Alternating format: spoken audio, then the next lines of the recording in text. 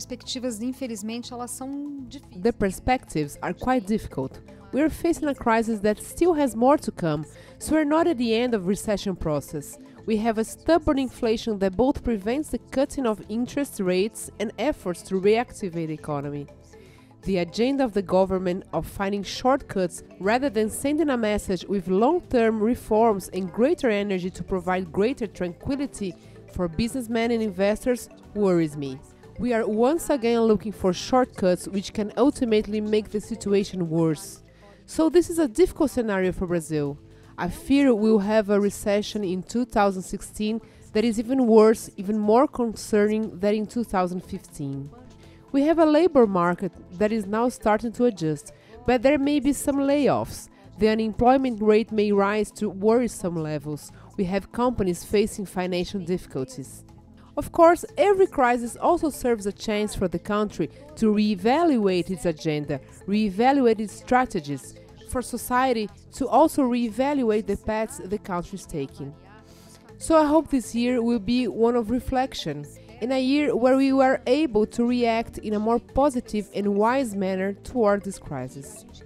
I believe this year is a great test for the country's maturity, for society's maturity, the maturity of our entire business class, of actually being able to demand changes, not in a popular sense, but measures that are in fact structural and allow us to face this difficult moment. And it's obvious that I believe this message must always be communicated. During this crisis, we have a simultaneous adjustment of the exchange rate that is allowing us to adjust our balance of trade. In other words, our currency being worth less ends up stimulating exports. And this can obviously help us get out of this crisis, not completely, but it's one mechanism of the economy that works and can help compose the plan for a future recovery, which obviously opens new frontiers for businessmen. We have such weak internal demand that at least this lets us somehow benefit from this weakening of our currency in order to improve our export numbers and try to diversify our offer. Industry suffers a lot because it's a very vulnerable sector. It's more vulnerable on average to the so-called Brazil cost.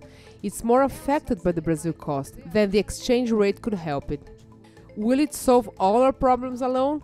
No, it won't. And it's important for the government to also do its part because, after all, there is no use in having a higher exchange rate and higher inflation as well.